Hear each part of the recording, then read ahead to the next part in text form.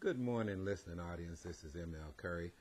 Usually I start out with 15 minutes on workers' compensation, but today we're going to do things just a little bit differently. First of all, for those of you who are following this on the website, you can see that I'm wearing my favorite fedora, which, when it gets a little cool here in Houston, I get to break out the fedora, and I wear it only because I look so good in it.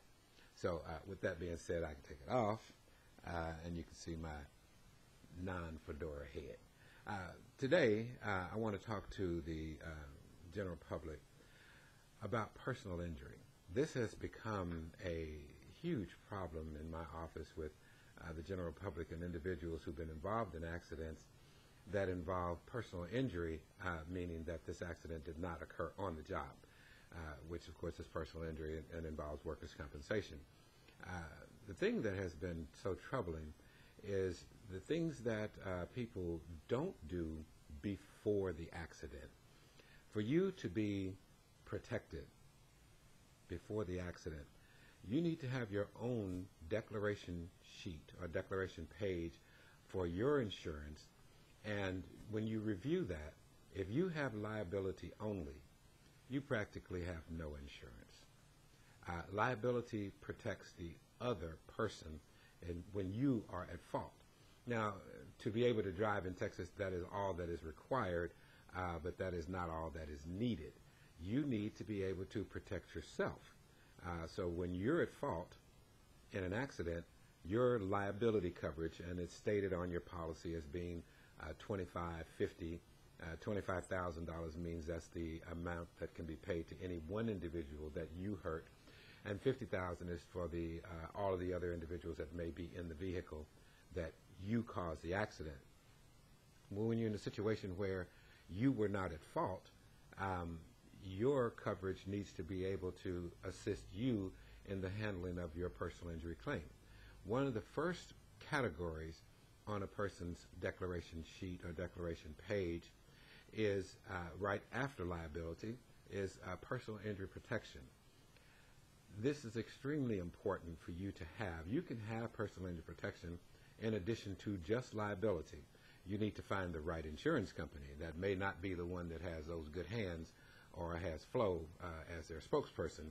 You may want to use one of the other insurance companies that will allow you to have personal injury protection with just liability. For the most part, you're just beginning with your coverages if you do that. You really want to add uninsured, underinsured. And to me, that is the most important part of insurance coverage, because if you're driving a car, you have to have liability anyway. So that's a given. You may add personal injury protection because this is a separate contract. When you're sitting with your agent or doing this online or whatever, there is a special box, and it says personal injury protection, accept, decline. And if you check accept, then you also are able to check the amount of the coverage that you want.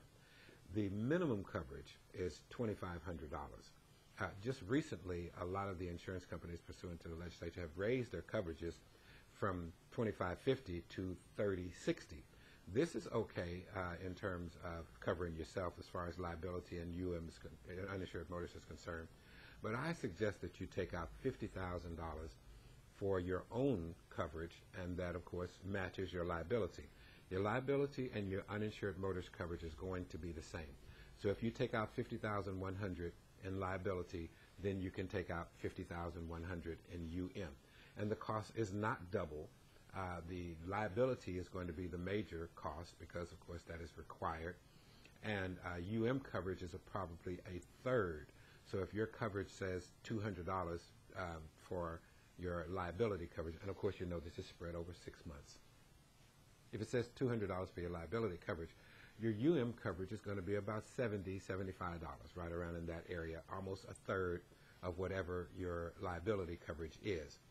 You definitely want to have uninsured motorist coverage because there are a lot of people in Houston who drive with no coverage whatsoever.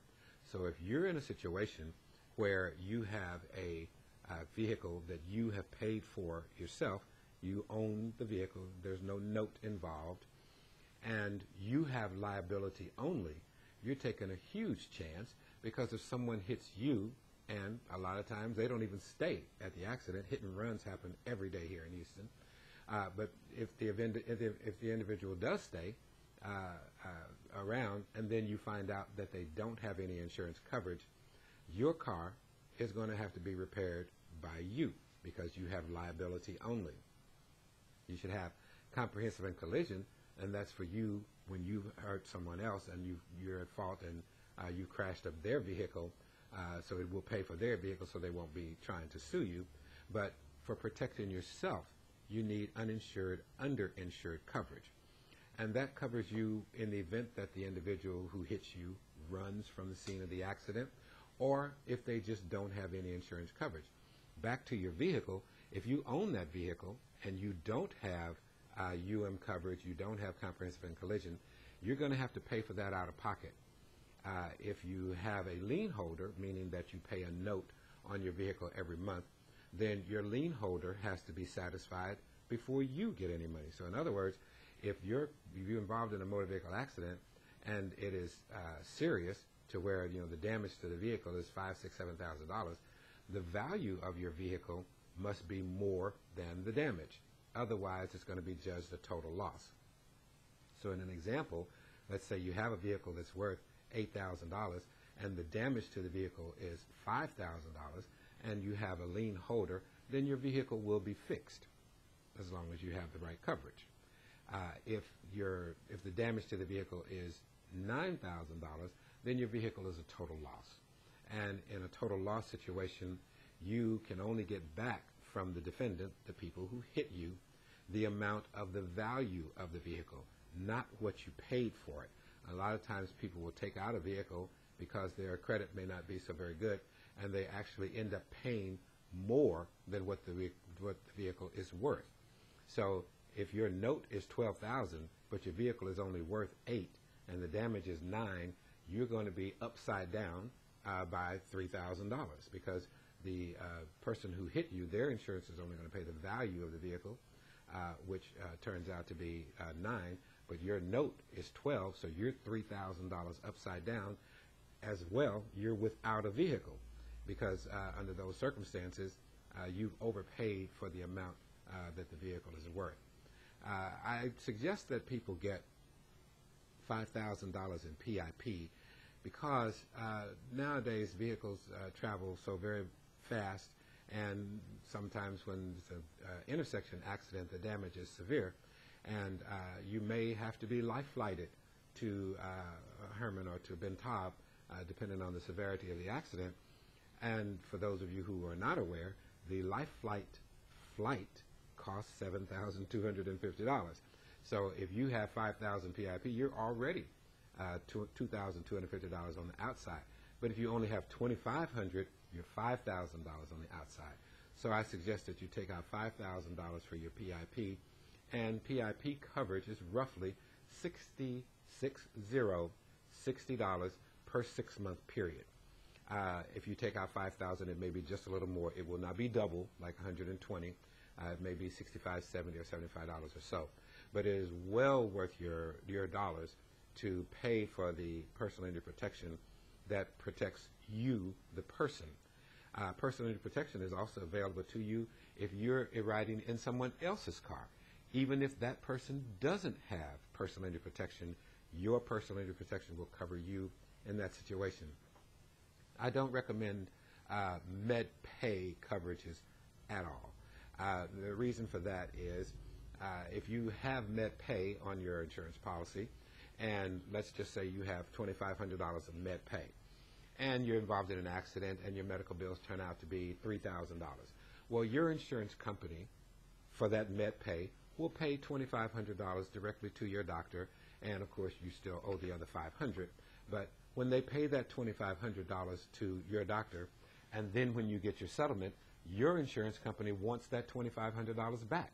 So if you're paying for MedPay coverage, they give you $2,500 and they want their $2,500 back, then why are you paying for MedPay coverage?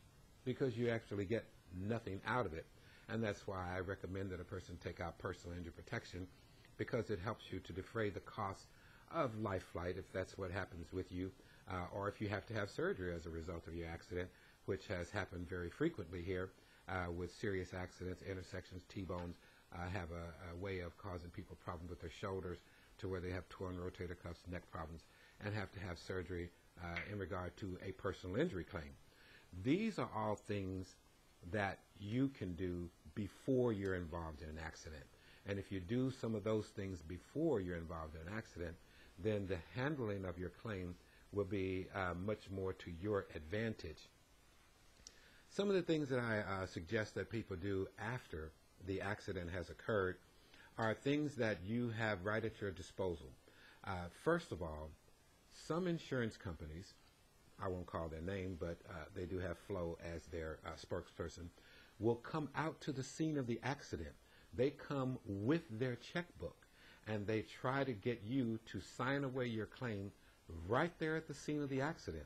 Now, it is common knowledge for the business that I'm in to inform people that, for the most part, when you're involved in an accident, and let's call it 4 o'clock in the afternoon on Friday, you may not feel the effects of that accident until the next day, until the next morning when you wake up. If you've already signed away your rights the day before, then you don't have any recourse. You cannot then go back and unsign away your rights or undo the release that you've given to the defendant. So if the insurance company comes out to the scene of the accident, please do not sign anything, or as we say, don't go for the okie doke. Something that you have at your disposal that's a very good tool is your cell phone. Take cell phone pictures of your car and the other vehicle while they are still stopped. While the smoke is still coming from under the hood, take cell phone pictures right then and there. Take cell phone pictures of the intersection, because the next thing that you're supposed to do is use that cell phone to call the police. The police may not come. Well, at least you have the cell phone pictures of the accident, the scene, as well as the other individual who was the driver of the other vehicle. And you also take pictures of their license plate, because sometimes once they see you taking pictures, they take off, and then you don't have any evidence, and your car is stopped, so you can't follow them. But if you have your cell phone right there with you, you can take cell phone pictures. When the police come, make sure that the police give the person who was at fault a citation or a ticket. It would be good to keep your cell phone going at that point in time, because sometimes police officers have a way of favoring some individuals over other individuals, and just will not give that person a ticket, even though they know that that person is at fault in the accident. This happens frequently here in Houston, and there are some insidious reasons for that, but that we won't go into. But let's just say that police officers do not always write a police report. So you should be taking his picture or her picture, as well as his unit number, and when he gets to the scene, make sure that he writes a ticket to the other individual.